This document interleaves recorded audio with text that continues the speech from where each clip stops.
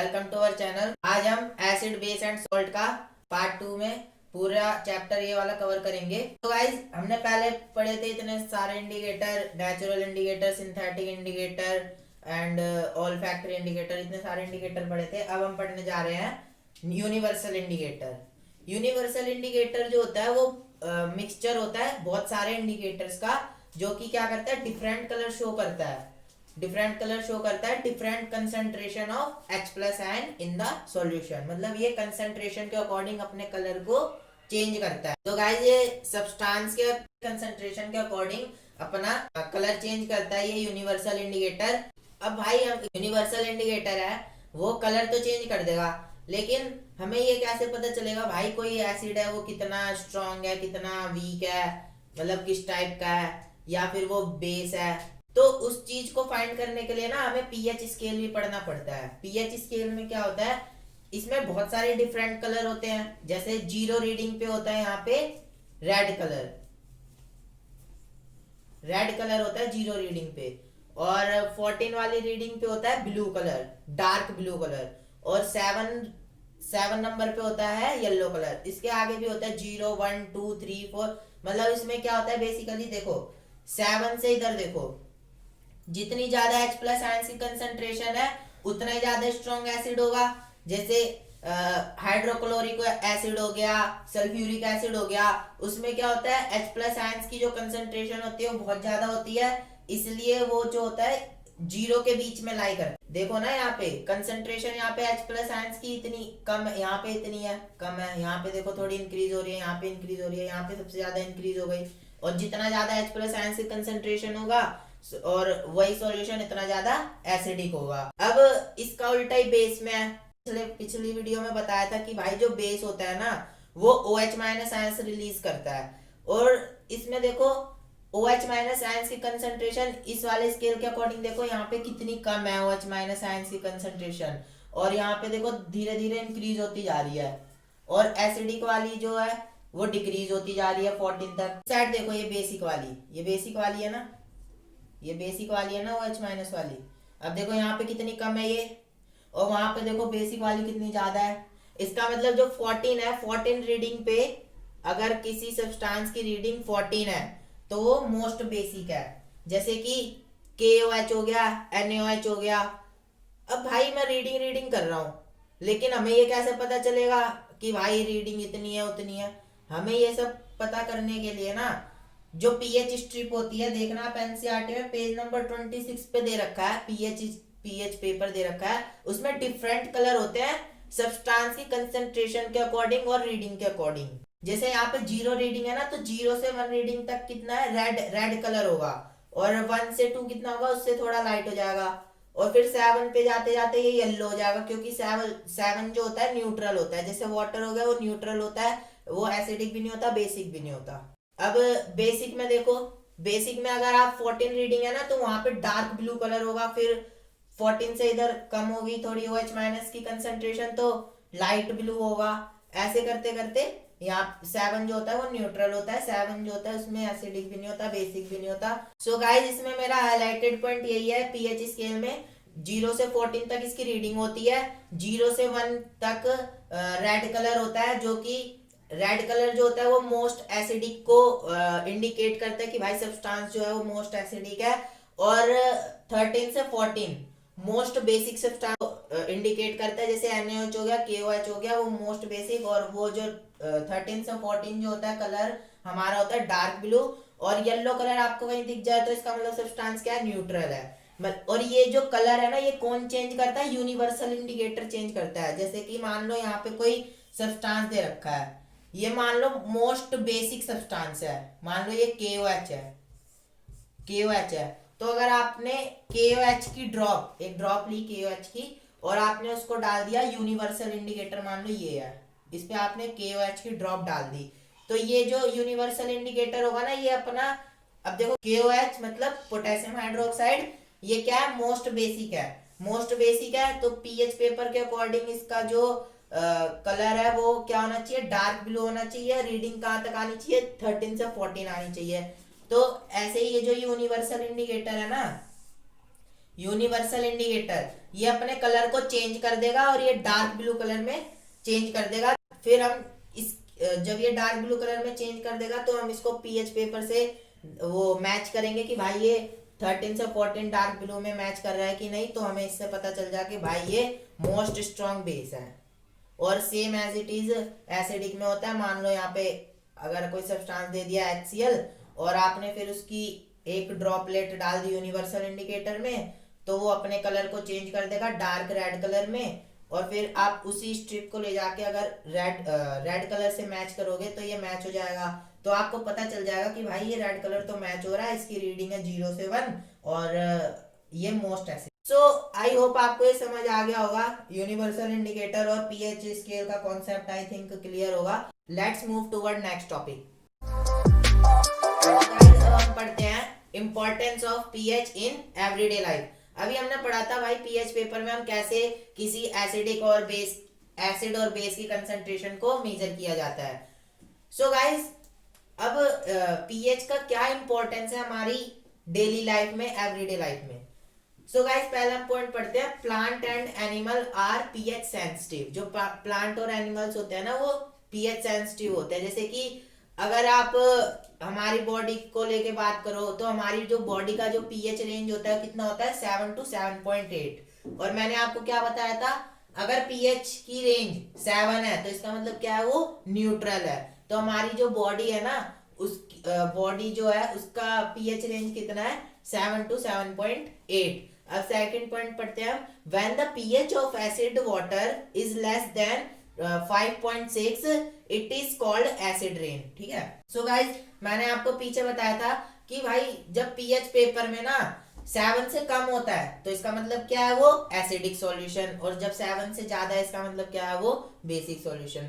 So guys देखो ये 5.6 जो है वो 7 से कम है। इसका मतलब अगर रेन वाटर का पीएच 5.6 से कम है तो इसका मतलब क्या है, एसिड रेन। और आपको पता ही होगा जैसे कि आजकल जो लोग हैं वो रेन में जब बारिश होती है तो वो नहाना पसंद नहीं करते। क्यों नहीं पसंद करते, क्योंकि आजकल वैसे भी एसिड रेन हो रही है।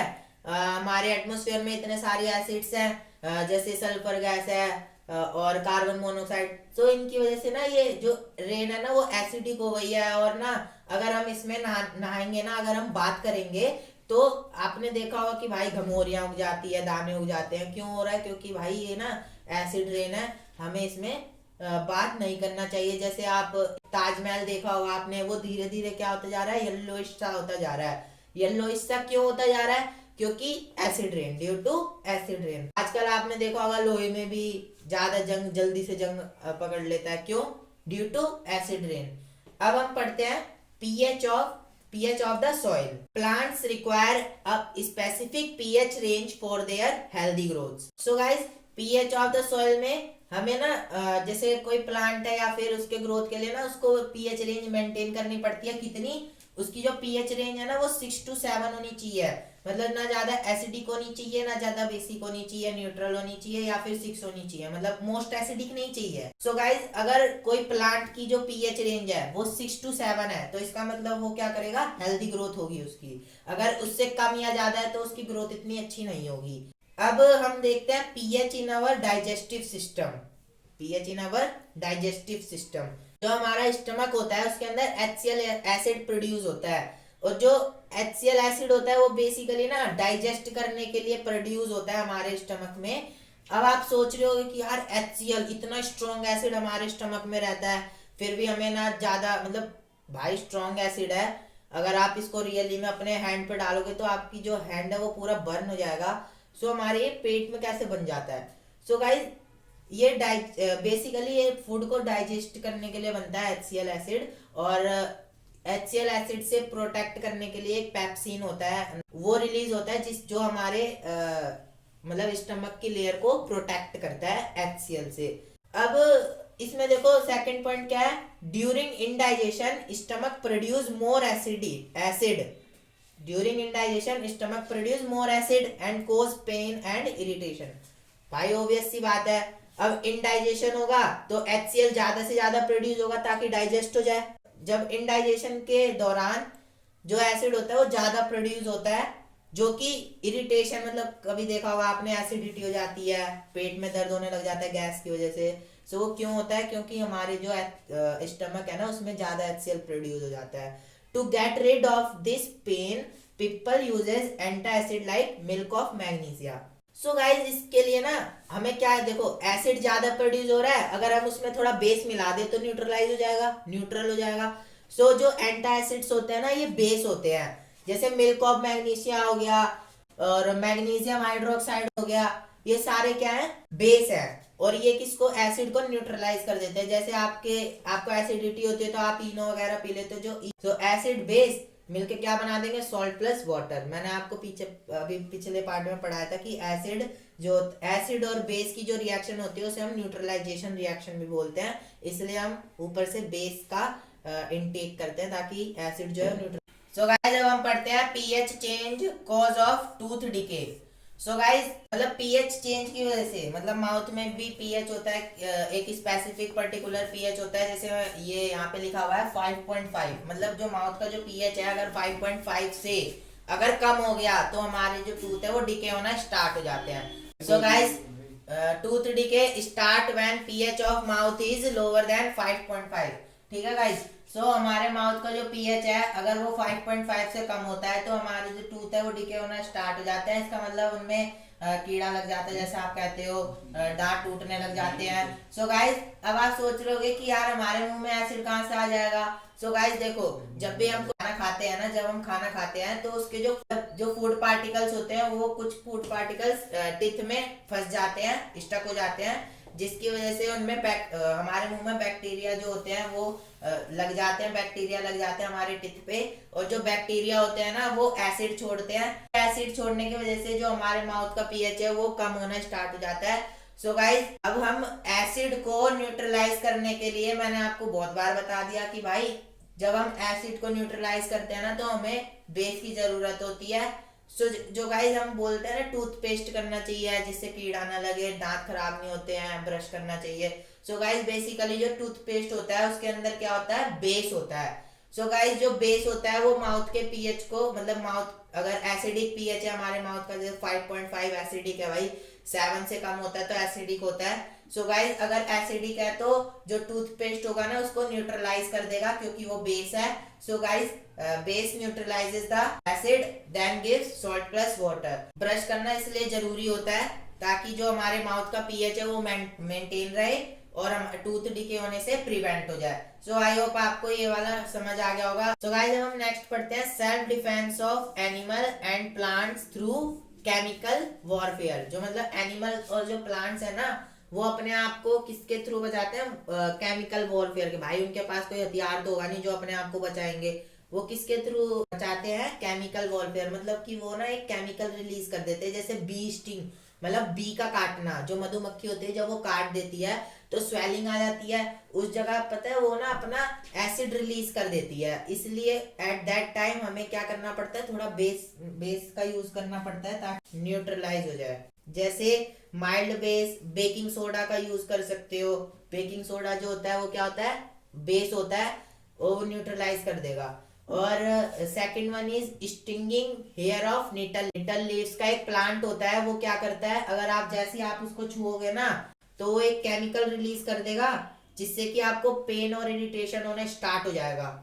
तो मतलब केमिकल रिलीज करता है, मतलब वो एसिड ही रिलीज करता है। जब वो एसिड रिलीज कर देता है ना तो पेन और इरिटेशन होना स्टार्ट हो जाता है। जैसे कि डॉक लीव्स होता है, डॉक प्लांट होता है, डॉग प्लांट का जो लीव होता है ना उसके अंदर बेस होता है। तो आप उससे अगर रब कर लोगे जहाँ पे आपके निटल लीव्स की वजह से इरिटेशन हुई है, अगर आप उधर रब कर लोगे तो वो न्यूट्रलाइज कर देगा। बेसिकली क्या है इसमें कि न्यूट्रलाइजेशन रिएक्शन का बहुत ही यूज है पीएच इन एवरीडे लाइफ में, कि अगर एसिड ज्यादा हो गया तो बेस को हमको यूज करना पड़ेगा, फिर वो न्यूट्रलाइज हो जाएगा, लाइक दैट। आई होप आपको ये समझ आ गया होगा importance of pH in everyday life. Guys अब हमारा नेक्स्ट टॉपिक है chemical from common salt. Common salt क्या होता है? NaCl होता है। जैसा कि मैंने आपको पहले बताया था कि भाई जब हम एसिड और बेस को रिएक्ट कराते थे तो हमको क्या मिलता था? सॉल्ट प्लस वाटर मिलता था। गाइस अब हम पहला सॉल्ट पढ़ेंगे सोडियम हाइड्रोक्साइड। सोडियम हम सॉल्ट से ये सारे सब्सटेंस को बनाएंगे। जैसे NaCl से हम सोडियम हाइड्रोक्साइड को बनाएंगे। कैसे बनाएंगे? व्हेन, अब देखो ये ना इसका वो ट्रीटमेंट है, बनाते कैसे हैं। When electricity is passed through an aqueous solution of NaCl, NaCl के सॉल्यूशन को हम पता है क्या बोलते हैं? ब्राइन बोलते हैं, brine it decomposes into form of NaOH। So guys, जब हम इलेक्ट्रिसिटी को NaCl के सॉल्यूशन से जब हम पास कराते हैं ना, तो वो किस चीज में डिकम्पोज हो जाता है? NaOH कंपाउंड बना देता है, Cl2 बना देता है और हाइड्रोजन गैस निकलती है। सो इसका मतलब क्या है? देखो, कॉमन सोल्ट है जो हमने उसको किससे रिएक्ट कराया? Water, 2 molecule of water. ये 2 molecule of NaCl sodium chloride react with 2 molecule of water gives 2 molecule of sodium hydroxide plus Cl2 plus में H2O। वैसे हमारा मेन मोटिव क्या था कि हमें ये सब्सटेंस बनाना था, NaOH को बनाना था, तो वो हमारा बन गया। हमने क्या करा? सिंपली जो NaCl का सॉल्यूशन था उसमें से हमने इलेक्ट्रिसिटी पास करा दी।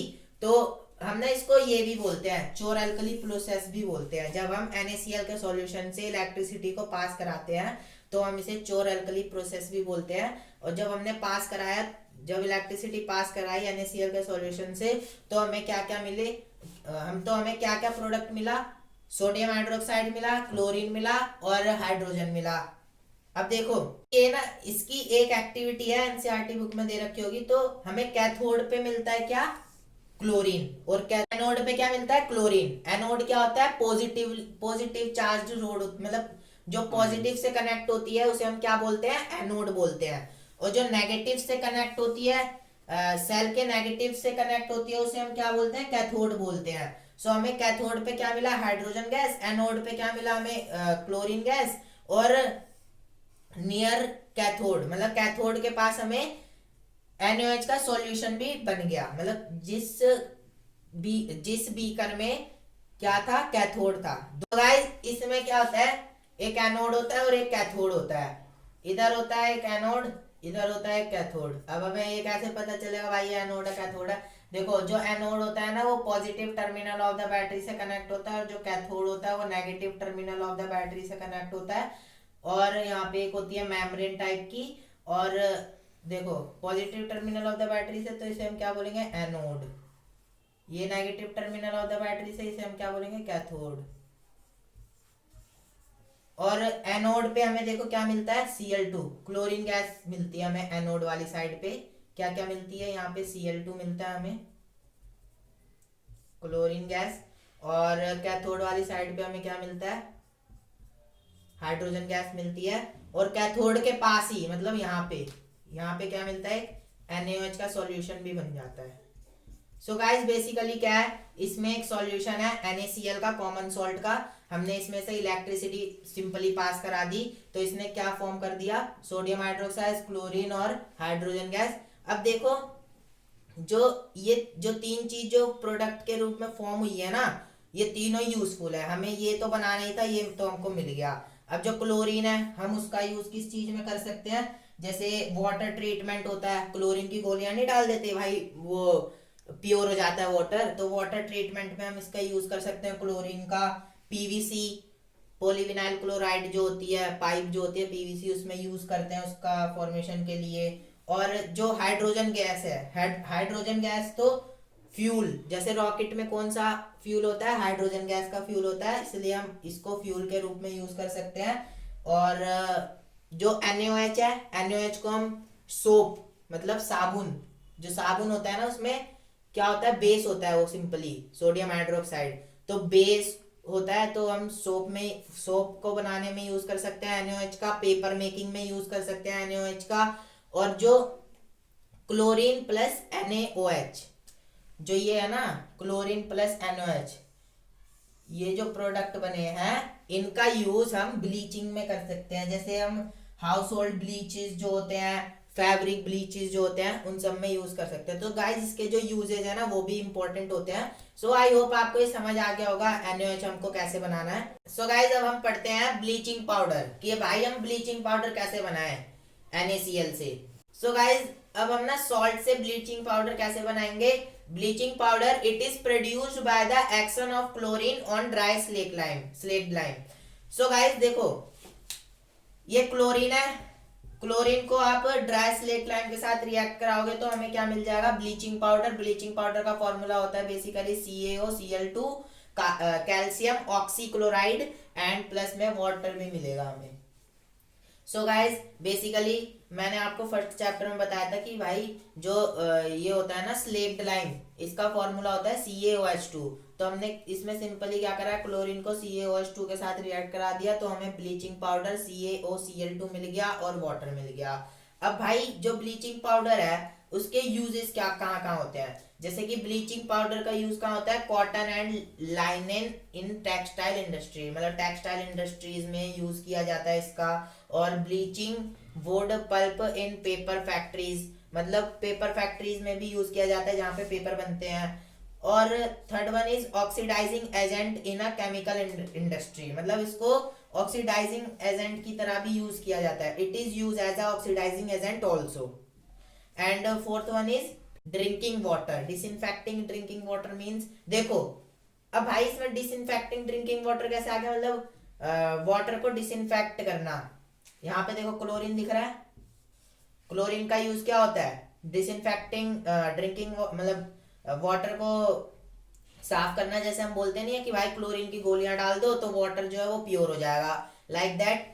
तो इसलिए इसमें क्लोरीन है ना, इसलिए इसका यूज डिसइंफेक्टिंग ड्रिंकिंग वाटर में भी किया जाता है। सो बेसिकली इसमें इंपॉर्टेंट ये है कि आपको ये वाली रिएक्शन लर्न होनी चाहिए और आपको ये पता होना चाहिए कि भाई जो ब्लीचिंग पाउडर है उसका केमिकल फॉर्मूला क्या होता है, इसका नाम क्या होता है, मैं इसका नाम होता है calcium oxychloride. So I hope आपको ये समझ आ गया होगा। Let's move toward baking soda.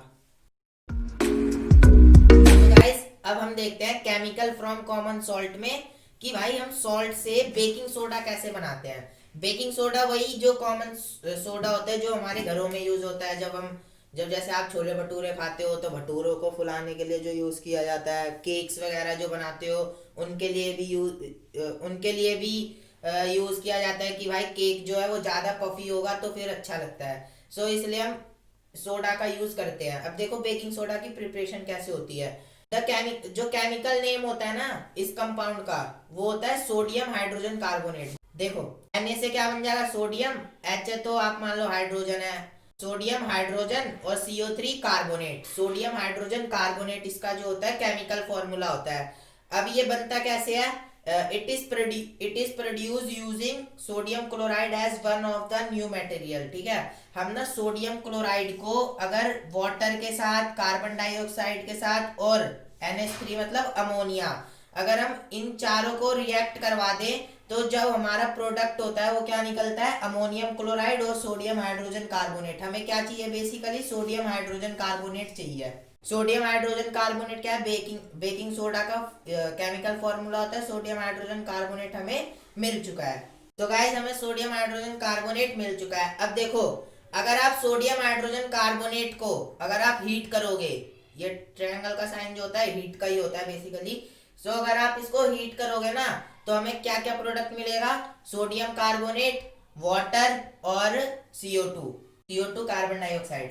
अब देखो जब भी आपने देखा होगा, कभी आप केक वगैरह बनाते हो माइक्रोवेव ओवन में तो क्या होता है कि जब वो मतलब बेक हो जाता है अच्छे से तो उसके अंदर एक पोर्स से बने रहते हैं, मतलब ब्रेड टाइप की बन जाती है, पोर्स बन जाते हैं उसके अंदर। सो जो वो पोर्स होते हैं ना, जो छेद छेद से होते हैं, उसमें से क्या निकलती है, CO2 गैस रिलीज होती है उसमें से, इसलिए वो जो है ना पोर्स बन जाते हैं, छेद सा बन जाता है। सो गाइस बेसिकली मेरे कहने का मतलब है कि इसकी प्रिपरेशन देखो कैसे बनता है आखिर में, जो बेकिंग सोडा जो है वो कैसे बनता है, और अगर आप बेकिंग सोडा को हीट करोगे तो हमें क्या क्या प्रोडक्ट मिलता है, बेसिकली यही इंपॉर्टेंट है। अब देखो इसका यूजेस कहाँ कहाँ पे है कि हम इसको बेकिंग पाउडर बनाने के लिए यूज करते हैं। भाई मैंने बताया था कि जो कॉमन सोडा जो हमारे घरों में यूज होता है वो बेकिंग पाउडर बोलते हैं, उसे बेक करने के लिए यूज होता है, और हम इसलिए भी यूज करते हैं ताकि जो कुकिंग है वो थोड़ी फास्ट हो जाए। सो गाइज इसका यूज किया जाता है कॉमन सोडा की तरह जैसे हमारे घरों में यूज होता है, और बेकिंग पाउडर बनाने के लिए यूज किया जाता है वही बेकिंग सोडा। इसका यूज सोडा एसिड की तरह भी किया जाता है, फायर एक्सटिंग्विशर में भी यूज किया जाता है। फायर एक्सटिंग्विशर वही जो आग बुझाने वाला होता है। और इंग्रेडिएंट इन एंटासिड्स, मतलब एंटासिड मतलब बेस, एज अ बेस की तरह भी इसको यूज किया जाता है एंटासिड। सो गाइस इसको एंटासिड की तरह भी यूज किया जाता है, मतलब क्योंकि भाई देखो ये जो NaCO3 है ना, ये बेस की तरह भी यूज किया जाता है। जैसे जब ज्यादा एसिड हो जाता है तो बेस यूज करते हैं ना न्यूट्रलाइज करने के लिए, एज अ यूज किया जाता है उसकी तरह भी। सो आई होप आपको ये बेकिंग सोडा क्लियर हो गया होगा। अब देखते हैं वॉशिंग सोडा। सो गाइस अब हम पढ़ते हैं वॉशिंग सोडा। वॉशिंग सोडा मतलब डिटर्जेंट। अब देखो डिटर्जेंट जो वॉशिंग सोडा जो है वो आखिर में बनता कैसे है। Recrystallisation of sodium carbonate gives washing soda, it gives basic salt. ठीक है, हम जब इसकी रिक्रिस्टलाइजेशन कर देते हैं। सो गाइस बेसिकली देखो रिक्रिस्टलाइजेशन का मतलब क्या होता है, प्योर करना। मतलब कि जब हम सोडियम कार्बोनेट को और प्योर करते हैं, उसकी प्योरिफिकेशन और कर देते हैं, तो हमें क्या मिलता है, sodium carbonate dot 10 molecule of H2O। अब देखो H2O के आगे क्या है, 10 है ना, इसलिए मैं बोल रहा हूँ 10 मॉलिक्यूल ऑफ H2O। बेसिकली इसकी प्रिपरेशन यही है, Na2CO3 प्लस में 10 H2O gives rise Na2CO3 dot 10 molecule of H2O। इसके बाद देखो इसकी जो प्रिपरेशन है वो तो बिल्कुल सिंपल है। और इसका देखो ये केमिकल फॉर्मूला क्या होगा वॉशिंग सोडा का, Na2CO3 dot 10 molecule of H2O। ये इंपॉर्टेंट है। और इसके बाद हम देखते हैं यूजेस। इसके इसके यूजेस क्या है, in glass soap and paper industry. Glass industry, soap industry जहाँ साबुन बनते हैं। यार ऑब्वियस सी बात है कि डिटर्जेंट है, सर्फ है, तो साबुनी टाइप का होगा, इसलिए ये सोप इंडस्ट्री में यूज किया जाता है, पेपर इंडस्ट्री में यूज किया जाता है। सो गाइस देखो मैन्युफैक्चर ऑफ बोरेक्स। बोरेक्स क्या होता है, बोरेक्स एक ऐसा सब्सटेंस होता है जो कि मतलब क्लीन करने के लिए यूज किया जाता है, मतलब किसी चीज को क्लीन करते हैं। इसका जो केमिकल फॉर्मूला जो होता है बोरेक्स का, वो होता है sodium tetraborate. Sodium tetraborate. So guys जो बोरेक्स होता है ना, उसका यूज किस चीज में होता है, ये भी डिटर्जेंट की तरह ही एक यूज किया जाता है। इसका जो केमिकल फॉर्मूला क्या होता है, इसको बोलते तो है sodium tetraborate, Na2B4 Na2B4O5 OH4। So guys 8 molecule of H2O। So guys इसका नाम जो होता है, इतना बड़ा जो इसका फॉर्मूला जो मैंने लिखा है, इसका नाम क्या होता है, सोडियम टेट्राबोरेट। इसके बाद देखो इसका थर्ड यूज कहाँ पे है, cleaning agent for domestic purpose. भाई डिटर्जेंट है तो क्लीनिंग एजेंट तो होगा ही, ऑब्वियसली सी बात है। सो गाइस हमारा फोर्थ पॉइंट क्या है, for removing permanent hardness of water. मतलब परमानेंट हार्डनेस जो होती है वाटर की, उसको भी रिमूव कर देता है। सो गाइस अब हम पढ़ते हैं plaster of Paris. Plaster of Paris मतलब पीओपी, जो हम यूज करते हैं डेकोरेशन में। और देखो इसका यूज कहाँ कहाँ होता है, डेकोरेशन के लिए होता है। और जो डॉक्टर होते हैं वो प्लास्टर के लिए यूज करते हैं, कि भाई ये प्लास्टर के लिए यूज करते हैं। और सरफेसिस को स्मूथ बनाने के लिए, क्योंकि देखा होगा आपने जब भी घर बनता है तो पीओपी करवाते हैं ताकि भाई घर अच्छा लगे, डेकोरेटिव लगे। टॉयज बनते हैं पीओपी से। सो गाइस ये सब इसके यूजेस होते हैं। चल भाई ये सब यूजेस तो होते हैं इसके, लेकिन भाई ये बनता कैसे है, चलो देखते हैं। प्लास्टर ऑफ पेरिस का बेसिकली जो केमिकल फॉर्मूला है वो क्या है, calcium sulphate dot half molecule of H2O। अब देखो और इस calcium sulphate dot half molecule of H2O, इसका मतलब CaSO4 dot half molecule of H2O। अब देखो ऑन हीटिंग जिप्सम, जिप्सम का क्या होता है फॉर्मूला, CaSO4। देखो इसमें क्या है, पीओपी में हाफ मॉलिक्यूल ऑफ H2O, और जिप्सम में क्या है 2 molecule of H2O। At 373 Kelvin, it loses water molecule and become plaster of Paris. It white powder, and on mixing with water, it changes into gypsum. अब देखो इसका simply क्या कहने का मतलब है, इसका सिंपली ये कहने का मतलब है, इसमें ये कहना चाहता है कि जब आप ना जिप्सम होता है, जब पीओपी को आप सुखा दोगे ना, जैसे पीओपी देखना कभी जब सूख जाती है तो बहुत हार्ड हो जाती है, तो वो क्या बन जाता है, जिप्सम बन जाता है। सो गाइस अगर आप जिप्सम को 373 केल्विन टेम्परेचर पे अगर आप हीट कर दोगे तो वो अपने वाटर मॉलिक्यूल को लूज कर देगा। कितना वाटर मॉलिक्यूल लूज करेगा? वो 1.5 वाटर मॉलिक्यूल लूज कर देगा, 1.5 वाटर मॉलिक्यूल लूज कर देगा, और ये क्या बना देगा? Plaster of Paris. और अगर आपको जिप्सम बनाना है, जैसे आपको पता है कि भाई पीओपी क्या है? Plaster of Paris. Plaster of Paris से आपको क्या बनाना है? जिप्सम बनाना है। तो जिप्सम बनाने के लिए आप क्या करोगे? देखो, प्लास्टर ऑफ पेरिस का फॉर्मूला क्या होता है? CaSO4 dot half molecule of H2O। और अगर आप इसमें 1.5 मॉलिक्यूल ऑफ H2O और ऐड कर दोगे तो क्या बन जाएगा? ये CaSO4 dot 2 molecule of H2O। सो अब देखो, ये जिप्सम बन गया। तो पीओपी से आप जिप्सम बना सकते हो, और जिप्सम को अगर आप हीट कर दोगे तो पीओपी बन जाएगा। सो गाइस, आई होप आपको ये समझ आ गया होगा। Let's move toward next topic, water of crystallisation. तो गाइस, हमारा नेक्स्ट टॉपिक है वाटर ऑफ क्रिस्टलाइजेशन। अब देखो भाई, वाटर ऑफ क्रिस्टलाइजेशन क्या होता है? It is a fixed number of water molecule present in one formula unit of a salt. मतलब किसी एक फॉर्मूला यूनिट में कितने number of water molecule present है, हम बेसिकली उसी को क्या बोलते हैं? Water of crystallisation. जैसे कि आप एग्जांपल ले लो, हमने वो CuSO4 dot 5 CuSO4 dot 2 molecule of H2O, यहाँ पे Ca ले लो, CaSO4। अब देखो, ये बताओ पहले किसका फॉर्मूला है? ये फॉर्मूला किसका है? जिप्सम का है। सो गाइस देखो, इस पूरे फॉर्मूला यूनिट में कितने number of water molecule present है? ओनली 2। तो 2 number of water molecule present है। हम बेसिकली इसी को ही बोलते हैं कि किसी भाई वन फॉर्मूला यूनिट में कितने number of water molecule present है, उसको हम बोलते हैं वाटर ऑफ क्रिस्टलाइजेशन। जैसे एग्जांपल के लिए आप वो ले लो, Na2CO3 डॉट 10। सो गाइस, आप ये वाला एग्जांपल ले लो, sodium carbonate dot 10 molecule of H2O। ये बताओ किसका फॉर्मूला यूनिट है? वो ये किसका केमिकल फॉर्मूला है? बताओ। You don't know why? ये फॉर्मूला यूनिट, ये केमिकल फॉर्मूला है वॉशिंग सोडा का। अब देखो, इस केमिकल फॉर्मूला में कितने number of water molecule present है? ओनली 10। सो इसका मतलब 10 वाटर मॉलिक्यूल प्रेजेंट है। इसी को हम क्या बोलते हैं? Water of crystallisation. So I hope आपको समझ आ गया होगा।